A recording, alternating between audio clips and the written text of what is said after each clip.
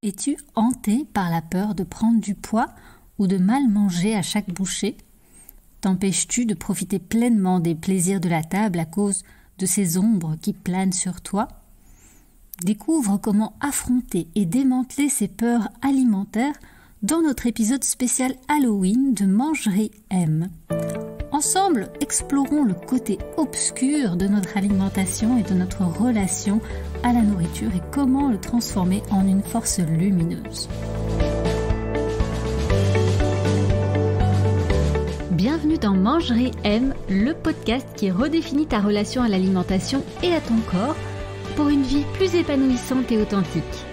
Je suis Chloé De Smet, diététicienne holistique avec plus de 20 ans d'expérience. J'aide les femmes lassées des régimes à abandonner les méthodes restrictives pour une approche plus complète et respectueuse d'elles-mêmes. Si tu cherches à réguler ton poids, apaiser ta relation avec la nourriture et comprendre ton corps, tu es au bon endroit. Mangerie M, c'est un nouvel épisode inspirant chaque lundi dès 7h sur ta plateforme d'écoute préférée. Et pour ne rien manquer, pense à t'abonner.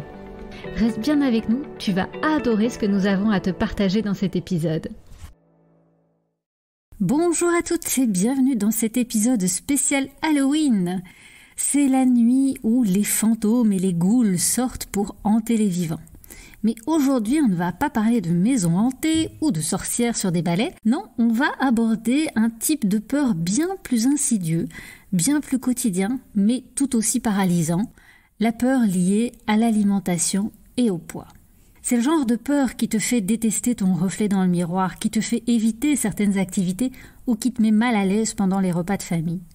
Ce sont des peurs qui peuvent ne pas avoir de visage, mais qui sont omniprésentes dans nos vies, hantant chacun de nos choix alimentaires, influençant notre estime de nous et notre rapport au monde. En cette saison où tout est fait pour nous effrayer, je te propose qu'on prenne un moment pour nous pencher sur ces peurs qui, souvent, nous retiennent dans une spirale de comportements alimentaires destructeurs. Parce qu'en fait, le vrai courage, c'est pas de sortir dans la nuit sombre, remplie de monstres, mais c'est vraiment de faire face à nos démons intérieurs. Alors, prête à exorciser quelques peurs et à te réconcilier avec toi-même? Reste avec moi et ensemble, je te propose d'explorer ces ombres qui nous empêchent de briller. Pourquoi l'idée de prendre quelques kilos peut-elle te terroriser plus qu'un film d'horreur? Comment une simple balance peut-elle avoir un tel pouvoir sur ton bien-être? Et quel est ce secret peu connu pour regagner le contrôle et chasser ces peurs alimentaires pour de bon? Tu veux les réponses? Alors, n'éteins pas cette lampe, ferme cette porte et plonge dans cet épisode avec moi. Frisson garanti, mais aussi révélation libératrice. Les monstres dans le placard. Alors pour commencer, tu connais sûrement cette sensation de frayeur en ouvrant ton placard en te demandant ce que tu peux bien manger sans culpabilité. Eh bien, tu n'es pas la seule. Nos croyances autour de la nourriture peuvent rapidement devenir des monstres psychologiques qui viennent hanter notre quotidien. Ce sont nos croyances qui nous empêchent finalement de manger en paix. Tu sais, toutes ces petites phrases « le chocolat fait grossir »,« 10 secondes en bouche, 10 ans dans les fesses »,« tu vas finir obèse, diabétique ». Toutes ces petites phrases qui sont supposées nous prémunir d'une catastrophe nous pourrissent finalement la vie. Tu sais, c'est vraiment comme une de mes patientes, elle était terrorisée à l'idée de manger des bonbons. Oui, je me souviens. On va l'appeler Mélissa. Voilà, Mélissa, elle ouvrait le tiroir à crasse, comme elle disait, et elle était un petit peu paniquée à cette idée-là parce qu'elle avait vraiment l'impression que ça lui faisait prendre du poids et que ça l'empêchait en tout cas d'en perdre. Et elle pouvait pas se retenir d'aller vers 4 heures ouvrir ce tiroir à crasse. Ça l'appelait, c'était plus fort qu'elle. Et c'est rigolo parce qu'avec Mélissa, on a utilisé l'hypnose pour désamorcer ça. Et je me souviens bien de ce qu'on avait fait. Elle avait mis dans ce tiroir à crasse finalement quelque chose qui la surprenait, qui la sortait en fait de son espèce de conditionnement, et elle avait mis comme une petite boîte surprise comme ça, une boîte quand on l'ouvre, il y a un petit diabolo qui explose et qui sort comme ça, et dans son imagination, dans la séance d'hypnose, elle avait mis ça qui sortait de son tiroir à crasse, comme elle appelait son tiroir à bonbons. Et ça a bien fonctionné, c'était assez rigolo. Et donc, ça, je trouve que c'est un chouette exemple qui te montre comment on peut vraiment transformer aussi une peur par le rire, parce que c'est le sujet aussi du podcast, et par quelque chose d'amusant. Donc ça, c'est vraiment sur toutes les croyances. Et je te propose maintenant d'en balayer un petit peu quelques-unes. Alors, je vais pas rentrer dans les détails de chacune, mais je vais te proposer quelques pistes. Alors, en premier, on a le démon du sucre. Ce sucre. Certains le qualifient d'ennemi public numéro 1. Ils le disent responsable de tous les maux, de l'obésité au diabète. Mais est-ce que c'est vraiment si simple ? Alors on va voir comment cette peur du sucre a été construite et ce que la science a réellement à dire sur son impact sur notre santé. Et tu seras peut-être surprise. Alors pour comprendre comment cette peur s'est construite, il faut remonter un petit peu dans le temps, depuis quelques décennies, ça fait maintenant vraiment une bonne poignée de décennies. Le sucre est pointé du doigt comme le grand méchant de l'alimentation. Il y a des campagnes médiatiques, des articles scientifiques et des discours de certains experts en nutrition. Et tout ça a contribué à créer une image négative du sucre. Alors, le marketing, les médias ont largement diffusé des études qui suggèrent un lien entre la consommation de sucre et divers problèmes de santé comme l'obésité, le diabète de type 2. Bon, ok, ça c'est exact, mais souvent, ce qui se passe dans les médias et le marketing, c'est que ces messages alarmants ont été amplifiés avec des titres accrocheurs et puis qu'on ne se raccroche justement qu'à ces titres sans aller lire les petits caractères et la suite qui, elle, est vraiment importante. On va le voir après.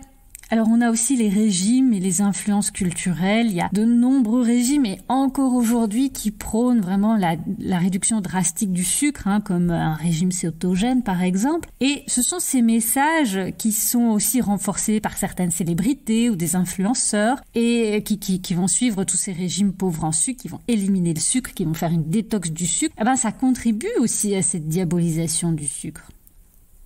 Et on a paradoxalement aussi l'industrie alimentaire elle-même qui contribue à cette peur en proposant des produits étiquetés sans sucre ou allégés en sucre ou faibles en sucre, suggérant que ces options sont plus saines. Et puis, on pourrait parler du Nutri-Score aussi, on pourrait parler de plein de choses qui vont nous faire rentrer dans la tête que le sucre est mauvais pour nous. Alors, qu'est-ce que la science vient dire sur le sucre ? Eh bien, d'abord, tous les sucres ne sont pas égaux. C'est vrai que quand on parle du sucre, on peut parler du sucre ajouté, celui-là il a une petite place à part, mais le sucre qu'on va trouver dans les fruits, qu'on va trouver dans les féculents, donc dans les pâtes, le riz, le pain, tous ces aliments-là, les produits céréaliers, les légumineuses qu'on trouve un petit peu dans les légumes, le sucre qu'on va trouver dans les produits laitiers, parce que le lactose c'est un sucre. Eh bien, tous ces sucres-là ont un rôle à jouer dans notre alimentation et il faut rappeler aussi que le glucose, c'est notre principale source d'énergie et notre cerveau le plus grand consommateur. Donc, le sucre a un rôle très très important à jouer dans notre alimentation et dans notre énergie sur la journée. Donc, on a les sucres, oui c'est indispensable, tous les sucres sont pas égaux, il y a un impact sur la santé, oui, parce qu'il y a une surconsommation qui est arrivée ces derniers temps avec l'omniprésence surtout du sucre dans notre alimentation. Alors en Europe on est encore un petit peu protégé, mais c'est vraiment, ça dépend de certains pays, je ne sais pas si vous avez remarqué en voyageant que des produits que vous allez consommer couramment, des produits, on va dire, industriels de grandes marques, on va dire comme un Coca ou comme un yaourt, voilà. Donc vous allez retrouver les mêmes marques à l'étranger, mais vous allez trouver des goûts un peu différents et parfois des goûts beaucoup plus sucrés. Et par exemple, aux États-Unis, là, il y a vraiment une prédominance du sucre dans tous les aliments. Il y a un goût sucré quasi partout, c'est affolant. Donc on a aussi une surconsommation de sucre qui s'est installée dans certains pays, un accès très facile aussi au sucre qui a contribué à une consommation excessive et cette consommation excessive, c'est elle qui peut contribuer à l'obésité, au diabète de type 2, mais pas seul. C'est pas seulement parce qu'on mange du sucre qu'on va être obèse ou qu'on va avoir un diabète de type 2. Il y a un contexte global, il y a des facteurs génétiques, des facteurs environnementaux, il y a l'activité physique, tout ce qui va toucher au reste de notre santé. Donc, c'est vraiment très très important de comprendre ces nuances et la complexité. Et puis, c'est pas le fait de consommer certains types de sucre. Alors oui, le sucre ajouté, c'est vrai que c'est pas génial si on ne consomme que ça dans la journée parce qu'il n'apporte rien d'autre. Mais la façon de les consommer a un rôle aussi à jouer et a un impact sur l'effet que ça va avoir dans notre corps. Donc, plutôt que de céder à la peur du sucre, le véritable défi, c'est de trouver un équilibre et de faire des choix qui sont informés.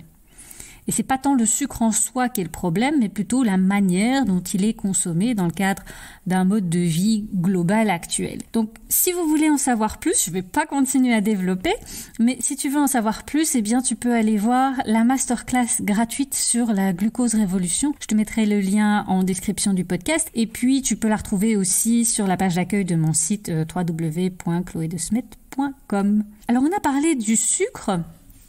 On peut parler encore d'autres aliments comme ça dans nos placards qui peuvent nous faire peur ou au contraire. Je vais pouvoir te parler aussi un petit peu de la sorcellerie des super aliments. Ça, c'est aussi de la magie, des baies d'açaï aux graines de chia. Il y a tellement d'aliments qu'on nous vend comme des potions magiques pour notre santé. Tu as le chou kale aussi, mais en fait, qu'est-ce qui se passe quand tu peux pas te permettre ces aliments chers ou que tu n'aimes tout simplement pas leur goût? En fait, pas de panique.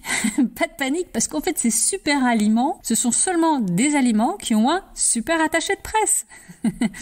Tu vas pouvoir retrouver de la vitamine C, peut-être moins concentrée certes, mais dans des aliments que tu trouves chez nous, dans des agrumes, dans des kiwis, ça, il y a aucun souci. C'est pour l'hiver, il y a vraiment aucun souci. Et puis l'été, tu as toute une variété de fruits dans lesquels tu vas trouver de la vitamine C, donc aucun stress. Et puis, tu vas pouvoir retrouver aussi tous les bienfaits qu'on va retrouver par exemple dans du chou kale. T'as qu'à prendre un brocoli, tout ce qui est de la famille des choux est à peu près dans le même ordre d'idées. On a des composés soufrés très intéressants. On a les glucosinolates dans toute la famille des choux qui ont des vertus, des propriétés anti-cancer sur certains types de cancers. Ça, c'est vraiment des composés très puissants, des antioxydants très très puissants et c'est intéressant de les consommer.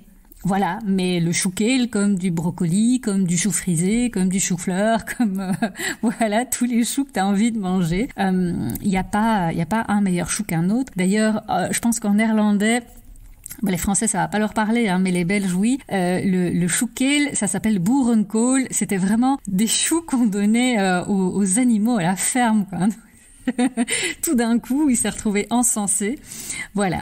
Donc, ça ne t'inquiète pas. Si tu n'aimes pas ces aliments-là, il y a toujours des aliments dans ton panel, je veux dire, de courses de quotidiennes qui seront tout aussi bons que ces super aliments. Et puis, dans les aliments qui font peur ces dernières années, on va pouvoir citer aussi les fantômes du gluten et des produits laitiers. Sans gluten, sans lactose. Ça, ce sont des termes qui sont devenus presque glamour dans le monde de l'alimentation saine. Je sais pas si tu es d'accord avec moi. Mais ce qui se pose comme question, et ce que toutes mes patientes me posent comme question, quasi toutes, c'est est-ce que tout le monde a vraiment besoin d'enlever le gluten et les produits laitiers de sa vie ? Eh bien, là encore, j'ai fait une masterclass à ce sujet.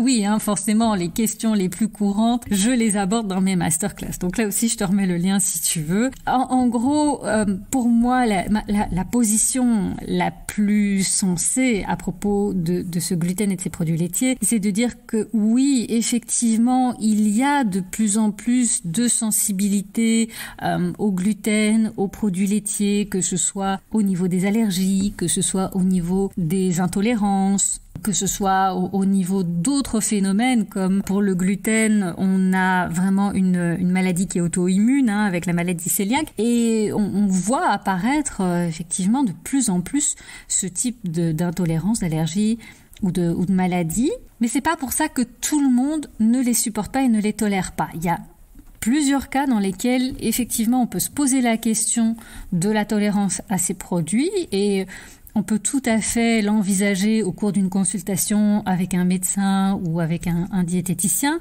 mais en tout cas, moi, je n'enlève pas d'emblée ces produits chez mes patients. Quand il y a des problèmes digestifs, on explore. quand il y a des problèmes de fatigue récurrente, d'inflammation récurrente. Mais il faut regarder le tout. Il faut vraiment aller regarder le mode de vie dans son ensemble et pas se dire qu'on bannit directement. Et d'ailleurs, pour le gluten, ça peut être très dangereux parce que justement, on peut passer à côté d'une maladie cœliaque si on enlève le gluten avant de faire tous les tests médicaux nécessaires. Donc là aussi, il faut prendre ses précautions et pas se précipiter. Et le lait, c'est pas forcément pour les veaux et ça dépend pour qui. Et vraiment, c'est important de faire un choix éclairé et de prendre bien ses renseignements, de pas forcément foncer tête baissée et de pas avoir peur non plus de ces produits et de les consommer sans culpabilité si vous êtes en bonne santé et que vous avez une très bonne digestion et que tout va bien pour vous. Donc, ne vous en faites pas. Alors, ce qui plane aussi, surtout dans ces peurs alimentaires, c'est les ombres du gras et des calories. Alors le gras, il a mauvaise réputation aussi depuis des décennies et il contribue en fait à l'apport calorique des aliments puisque 1 gramme de graisse c'est 9 kilocalories. Donc c'était surtout le grand méchant parce qu'il apportait trop d'énergie. Et la chasse aux calories et au gras, c'est presque devenu un sport national. Mais c'est un sport national qui est très très délétère. Parce que c'est vraiment une obsession du chiffre sans réfléchir à ce qu'il y a derrière. Et à commencer à compter les calories, on s'en va sur un terrain très très glissant et c'est le terrain des désordres alimentaires. C'est le terrain qui glisse tout doucement aussi vers des troubles alimentaires, vers l'anorexie, boulimie. Donc c'est assez insidieux de commencer à calculer les calories, de scruter toutes les étiquettes, même si je peux vous apprendre à lire les étiquettes aussi. Et à un moment donné, il faut vraiment aussi pouvoir faire confiance à son bon sens. Mais ça, on en reparlera plus tard. Mais donc, ces graisses, elles sont quand même essentielles pour le corps. Je ne sais pas si tu le savais, mais notre corps, il peut pas fonctionner sans les graisses. Il y a des acides gras essentiels pour notre corps. Notre corps ne peut pas les fabriquer. Les fameux oméga 3, par exemple. Là, tu vas les trouver dans des aliments d'origine végétale, donc c'est plutôt les noix, les huiles, certaines huiles et certaines noix. Et puis, tu vas pouvoir les trouver aussi dans les petits poissons gras. Et donc, le gras est super important. Le gras, il va véhiculer aussi certaines vitamines qu'on ne va pas retrouver dans des produits qui contiennent de l'eau, comme des fruits, des légumes. Eh bien, ces vitamines, elles vont pas s'y trouver. Elles vont pas pouvoir les véhiculer. Et d'ailleurs, la graisse, elle va pouvoir aussi véhiculer les caroténoïdes. Tu sais, ça c'est les pigments oranges qu'on va retrouver, oui, dans les carottes, dans les clémentines. On va les retrouver aussi dans toutes les courges, mais on va les retrouver, et ça tu le sais peut-être pas, dans certains végétaux et certains légumes comme les épinards, donc cachés sous la chlorophylle. Et ces caroténoïdes, ils sont bons, ils vont se transformer en vitamine A, mais ils sont d'autant mieux absorbés que tu les consommes avec une matière grasse. Donc le gras, il est essentiel. On ne peut pas vivre sans gras. Il faut manger du gras. Donc oui, effectivement, le gras est calorique, mais il est aussi une très très bonne source d'énergie et il va t'apporter énormément de bienfaits aussi. Il va être bon pour ta peau, la qualité de ta peau, la qualité de toutes les membranes cellulaires, ça c'est hyper important. Alors tu penses oui à la qualité de ta peau, mais les membranes cellulaires de chaque petite cellule de ton corps, en fait, elle est hyper importante cette membrane parce que c'est elle qui assure les bons échanges de toutes les informations, de tous les nutriments qui rentrent, qui sortent. Donc c'est hyper important que cette membrane, elle soit là, elle soit bien intacte. C'est elle qui va pouvoir aussi aider à résister un petit peu aux agressions. Donc c'est important d'avoir du bon gras pour nos parois cellulaires et puis du bon gras aussi pour notre cerveau, parce que notre cerveau c'est un gros machin tout gras et tous les neurones sont entourés d'une gaine de gras, une gaine de myéline. Donc notre corps il peut pas fonctionner sans gras. Voilà, c'est pas la peine de manger tout du gras. Et puis dis-toi aussi qu'un aliment qui contient 5% de matière grasse, généralement, c'est considéré comme un aliment maigre. Et tu sais quoi? Un yaourt entier, tu sais combien de pourcents de graisse il contient? Il contient 5% de graisse maximum. Donc en fait, un yaourt entier, c'est pas un truc gras. Tu peux manger un yaourt entier, il n'y a aucun souci. Et puis tu peux même manger un yaourt grec qui est encore plus onctueux et tu vas être rassasié beaucoup plus vite aussi. Donc le gras, c'est ok. Et comme dirait Caradoc, le gras, c'est la vie. Je ne sais pas si vous avez toute la ref, mais voilà.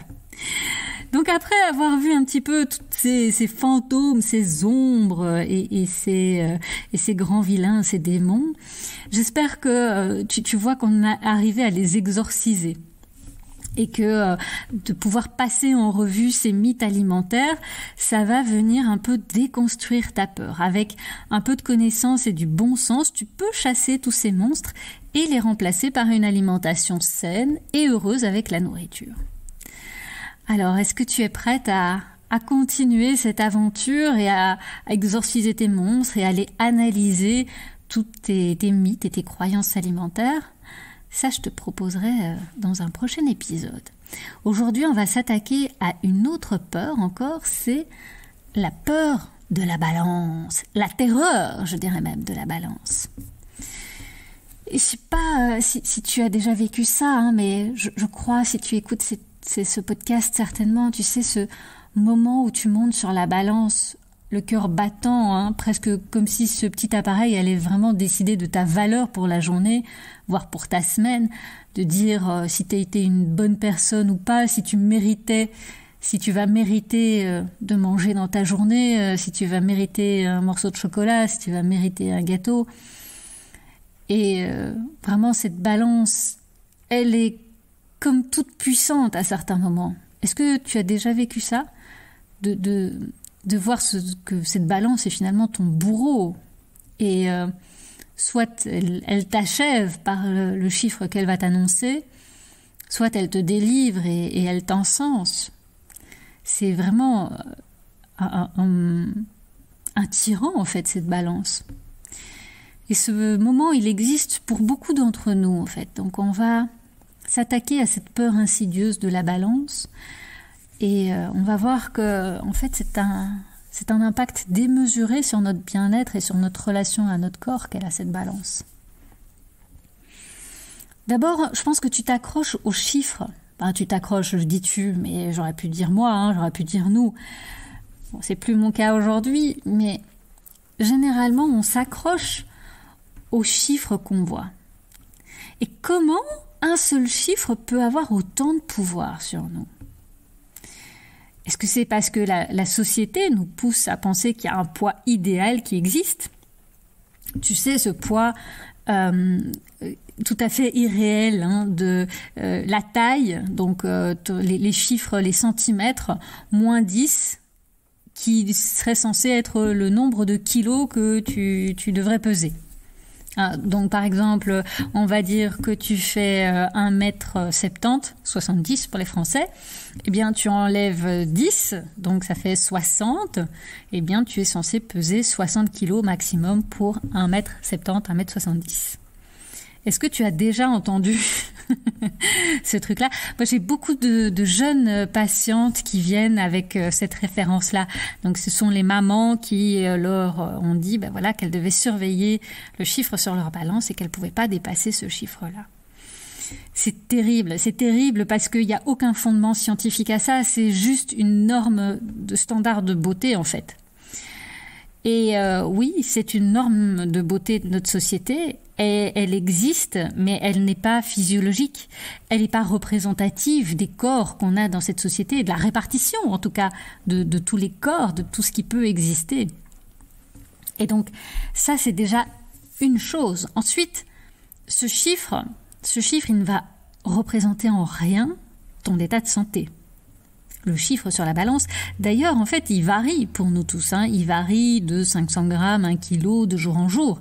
Ça, c'est totalement normal parce que en fonction de notre rétention d'eau, de la température, de comment on a dormi, de plein de choses finalement, notre poids, il varie, il n'est jamais fixe notre poids. Et ce poids, en lui-même, il veut rien dire. Imagine, on peut parler du poids, on peut parler de l'IMC, l'indice de masse corporelle. Donc, imagine un bodybuilder. Un bodybuilder, il va avoir un IMC probablement au-delà de 30. Donc ça veut dire, dans les définitions qu'on a ou qu'on avait en tout cas, l'IMC au-delà de 30, ça voulait dire qu'on était dans la catégorie de l'obésité. tu imagines bien que ce bodybuilder, il a pas un pet de graisse. Est-ce que ce bodybuilder est gros, est gras? Non. Donc ce chiffre en lui-même ne veut pas dire grand-chose. Est-ce qu'il est en bonne santé? Ça, c'est une autre question. C'est pas sûr non plus. Et est-ce que quelqu'un d'autre qui serait pas bodybuilder et qui serait en IMC au-dessus de 30, hein, on va dire au-dessus de 100 kilos, est-ce qu'il est en bonne santé? On ne sait pas. Il a probablement trop de gras à ce moment-là. Mais c'est tout un ensemble de facteurs qui vont décider s'il est en bonne santé ou non. C'est pas le chiffre uniquement.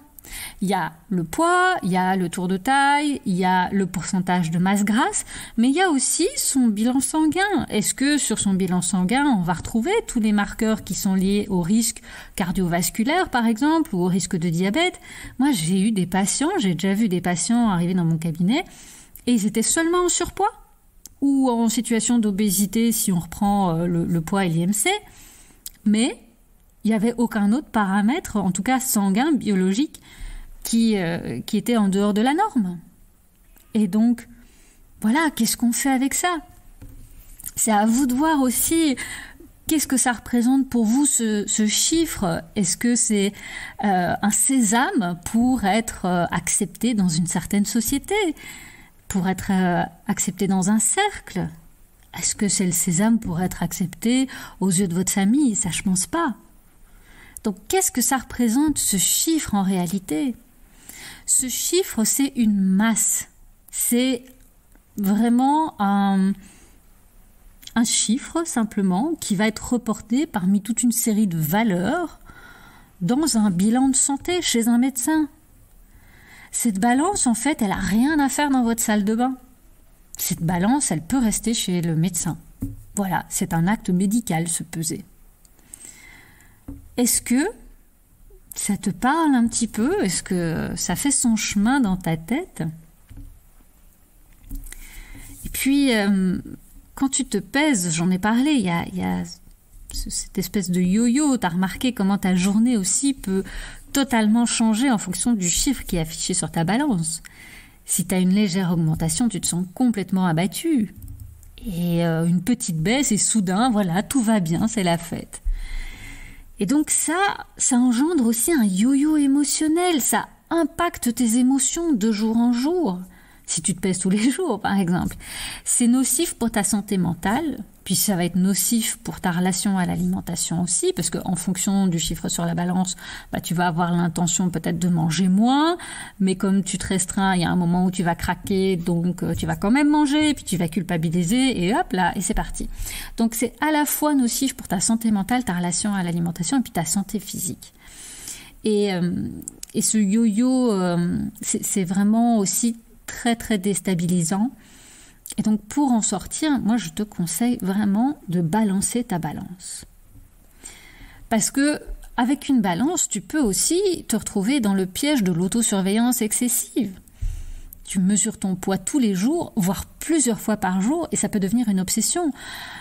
Tu continues à te checker alors dans la journée, tu te regardes dans toutes les vitrines, les miroirs, toutes les surfaces où tu peux voir ton reflet. Et là aussi, on en arrive à une perception troublée de ton poids et de ta morphologie. Plus tu vas t'observer, plus tu vas te comparer, et plus ton cerveau risque de te tromper. Et plus tu peux balancer et glisser dans des formes de dysmorphophobie. Voilà, ça c'est un gros terme technique qui est parfois utilisé à mauvais escient, mais donc tu vas avoir une perception troublée de ton corps, de ton image, et tu vas avoir l'impression d'être totalement énorme. Alors il y a aussi le contraire, il y a aussi des personnes en surpoids qui ne se voient pas spécialement grosses, et puis qui se rendent compte de l'écart entre ce qu'elles imaginent et la réalité quand elles voient des photos et quand elles se voient à côté, par exemple, de leurs amis ou de leur famille. Mais cette perception troublée de ton corps est très inquiétante aussi, et l'autosurveillance excessive, elle vient renforcer cette diminution de l'estime de toi, ou en tout cas cette idée que ta valeur est liée à ton poids est lié à ta silhouette. Et donc, je te disais, il est important de te débarrasser de cette balance et d'arrêter de te soumettre à la dictature de ce chiffre. Alors, tu peux te concentrer sur d'autres mesures alternatives pour voir comment tu évolues, voir comment est ton niveau d'énergie dans la journée, comment est ta qualité de sommeil ou encore la manière dont tu te sens dans des vêtements. Et ça va te donner un tableau un peu plus complet et un peu plus juste, plus sain de ton état de santé, de ton état de bien-être. Donc, vraiment, je t'encourage à balancer ta balance et à trouver d'autres choses à mesurer, d'autres choses sur lesquelles porter ton attention pour savoir si tu es en bonne santé, si tu as une alimentation saine. La balance, c'est un outil, rien de plus, je te l'ai dit. Elle ne définit pas qui tu es, ni même ton état de santé. Alors, comment est-ce que tu pourrais changer ta relation avec cet objet pour qu'il serve ton bien-être plutôt que de le miner? Moi, je te dis balance-la. Tu peux peut-être trouver une autre option, mais je te conseille vraiment de réfléchir à l'impact de cette balance et au pouvoir qu'elle a sur toi et de comment tu veux faire évoluer cette relation. Alors maintenant, je voulais aussi te parler de l'horreur de l'effet yo-yo. Et tu sais, en fait, l'effet yo-yo, c'est ce monstre caché derrière les régimes. C'est ce qui se passe dans tous les régimes. En fait, tu vas perdre du poids rapidement avec un régime assez strict que tu ne vas pas pouvoir tenir, puisque c'est trop restrictif. Et puis, tu vas reprendre ton poids encore plus vite dès que tu reviens à une alimentation normale. Et donc, on va voir un petit peu pourquoi cet effet yo-yo est si effrayant. Donc, il a un impact déjà sur les émotions, sur peut-être ton estime de toi aussi. Parce que l'effet yo-yo, il joue avec ton poids, mais il te fait faire aussi des montagnes russes avec tes émotions. On disait, un jour tu te sens sur un petit nuage parce que tu as perdu quelques kilos et le lendemain tu te sens comme une grosse merde parce que tu en as repris 2. Et c'est pas seulement démotivant, ça peut être assez dévastateur pour ta confiance en toi. Donc là aussi, en fait, le fait de faire des régimes stricts, draconiens, mais un peu n'importe, tu vois, un régime dans le but de perdre du poids, ça peut avoir un impact très très important sur tes émotions et donc sur ton bien-être mental. Ça a un impact aussi sur ta santé parce que c'est pas seulement un monstre émotionnel, cet effet yo-yo. Les fluctuations constantes de poids peuvent augmenter ton risque de maladie, de problèmes de santé mentale, de risque cardiaque, de diabète. Donc c'est un ennemi à ne pas prendre à la légère. En réalité, pourquoi les diététiciens comme moi essayent de tirer la sonnette d'alarme, même auprès des médecins, sur l'impact des régimes drastiques, hypocaloriques, c'est qu'on sait très bien que ces régimes ne vont pas tenir dans le temps. Alors oui, ce patient, il doit absolument perdre du poids pour ses genoux, pour son dos. Oui, ok, j'entends, mais combien de temps ? Combien de temps ça va le soulager? Combien de temps est-ce qu'il va tenir pour ce régime strict? Moi, je dis moins d'1 an. C'est clair qu'un régime draconien, à part si on a une volonté de faire, et on en a parlé, de la volonté, ça ne suffit pas. Si on a un environnement favorable, de la volonté, on y croit dur comme fer, que c'est ce qui va sauver nos articulations, bon, ben voilà, il y a certains patients qui le font. Mais on peut pas tenir à vie comme ça. Et donc 1 an, 2 ans, et puis après il y a la reprise de poids. Et donc à nouveau le médecin n'est pas content. Hop, à nouveau régime drastique. Et on avance comme ça. Et plus on fait des régimes, et plus on prend du poids. Ça c'est aujourd'hui documenté scientifiquement. Et donc cet impact, il est non seulement au niveau du poids, parce qu'on prend du poids et pour les articulations, c'est de moins en moins bien au fil des années, au lieu d'être de mieux en mieux. Et on a aussi une augmentation de la masse grasse qui a un impact sur les maladies cardiovasculaires, qui a un impact sur le diabète, la résistance à l'insuline. Donc, et puis on parle même pas de la santé mentale, où ça c'est catastrophique, quoi. Donc ce yo-yo est vraiment pas à prendre à la légère, hein, et c'est vraiment un monstre, un monstre pour votre santé.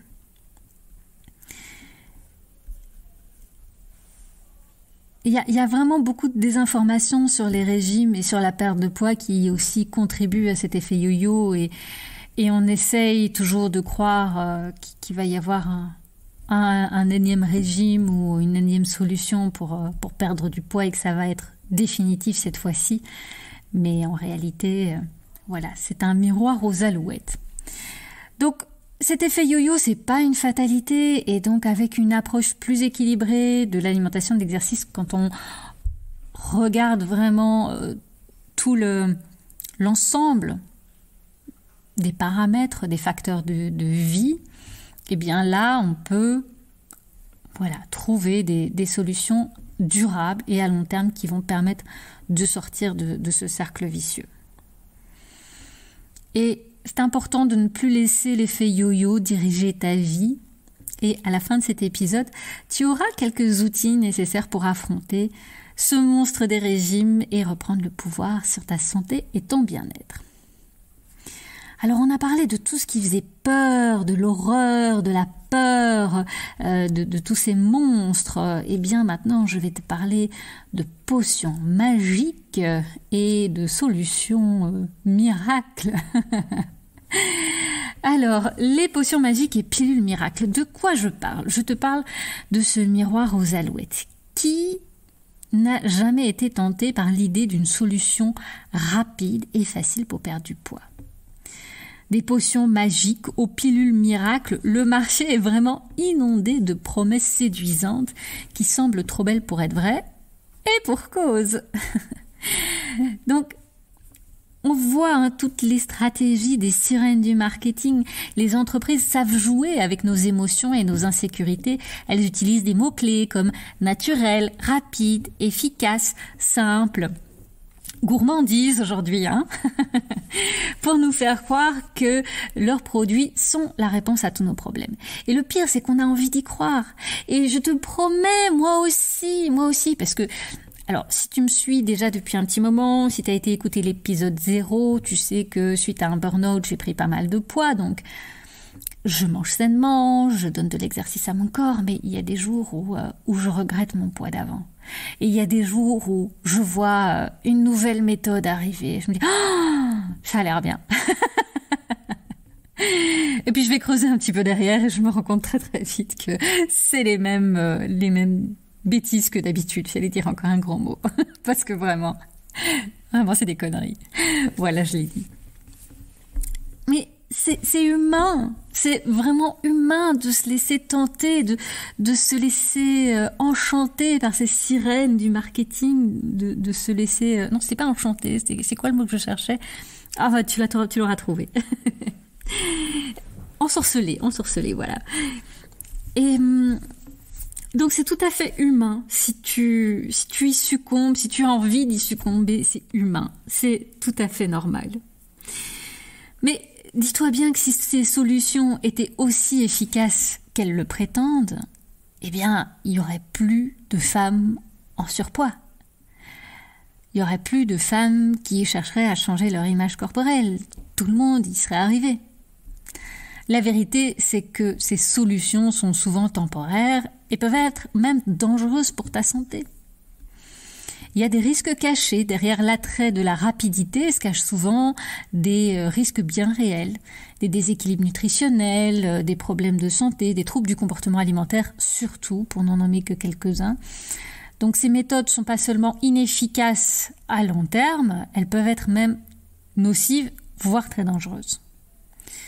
Et donc, c'est crucial de prendre du recul et de se questionner sur ces offres alléchantes. Vraiment, essaye de ne pas y succomber tout de suite.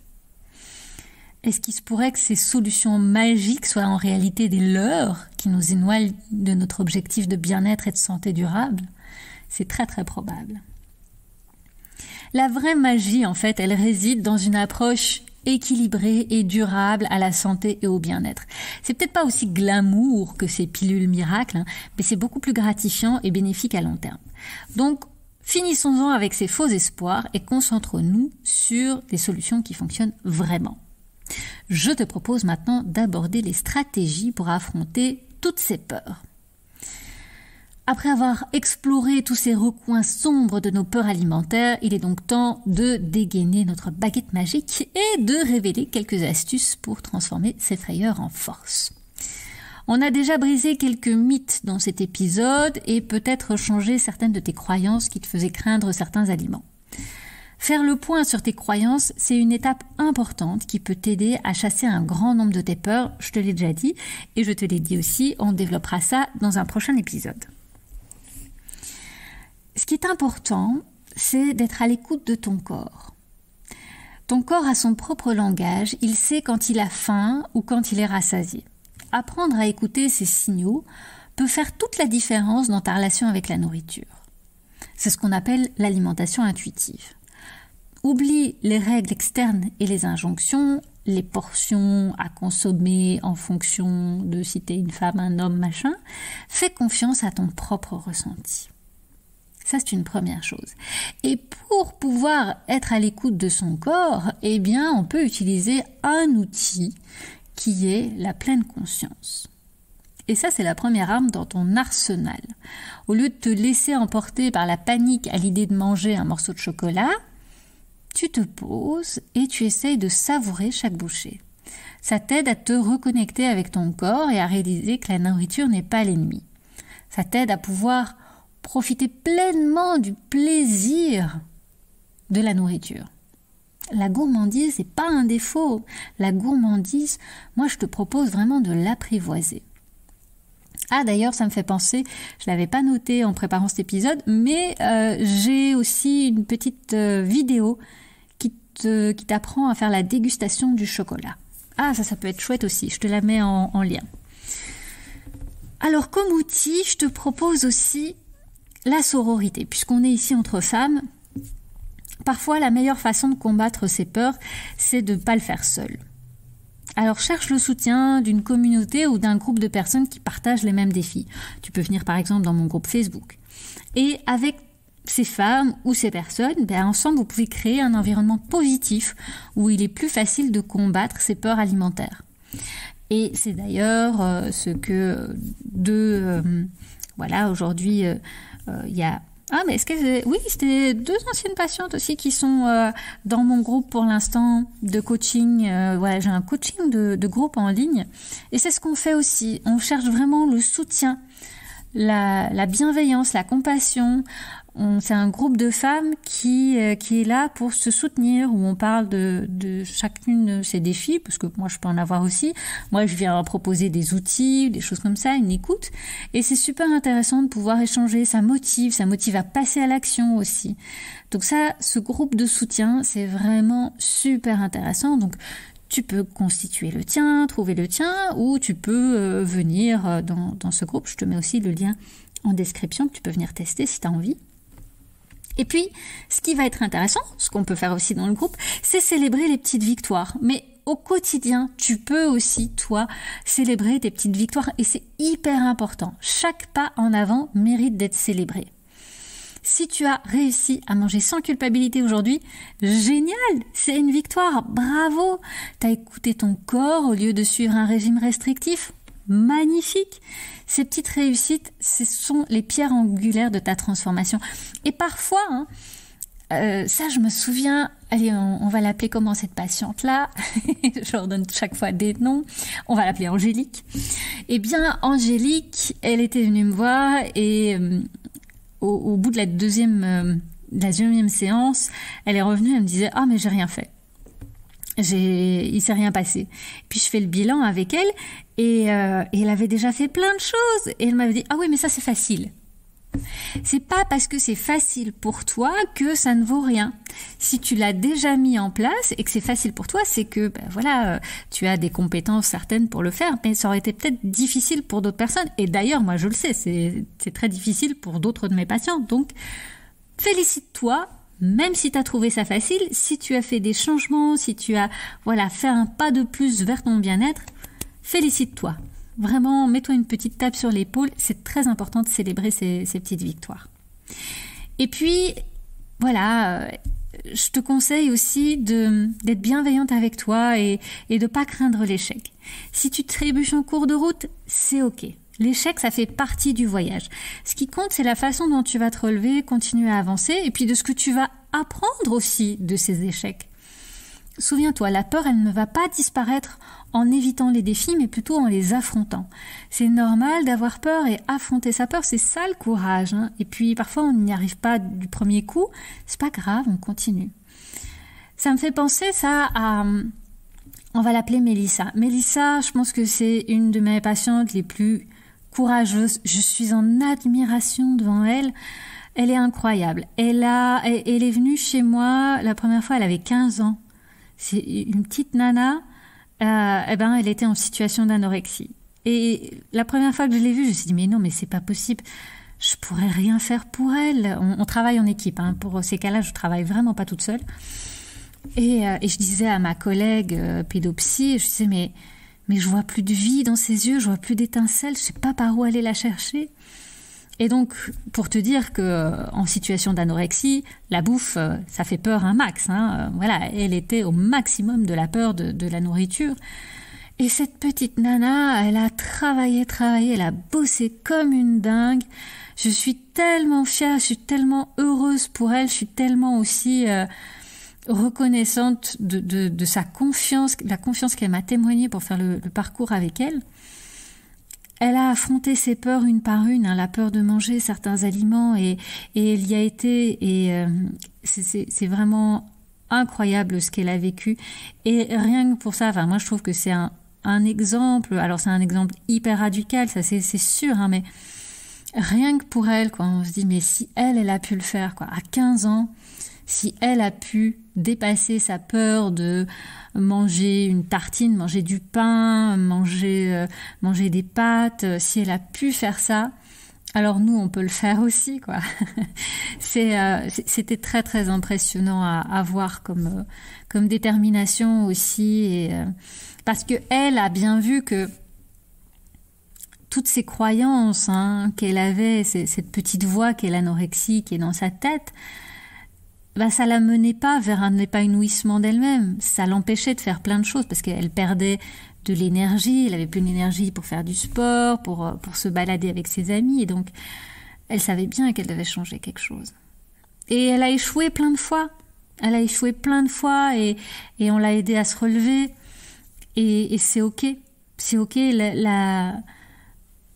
Tu peux pas progresser de façon linéaire. Il y a toujours des hauts, des bas. C'est pas une ligne droite. Ce sont des courbes, c'est sinueux, la progression. Et donc, le chemin pour surmonter ces peurs, c'est un voyage continu. Avec les quelques stratégies là que je t'ai données, tu es déjà bien équipé pour faire face à ces monstres intérieurs et retrouver une relation saine et apaisée avec la nourriture et ton corps. Et donc on arrive à la fin de cet épisode spécial Halloween et j'espère que tu te sens un peu moins effrayé par ces monstres qui se cachaient dans les placards de ton esprit. Tu vois, la vraie terreur ne vient pas de l'extérieur, mais bien souvent elle se trouve à l'intérieur. C'est aussi là qu'on trouve le courage pour affronter ces peurs. Il est essentiel de confronter ces peurs, non pas pour les éradiquer, car, soyons honnêtes, la vie est pleine de défis et de surprises, mais pour apprendre à les apprivoiser, à les dompter.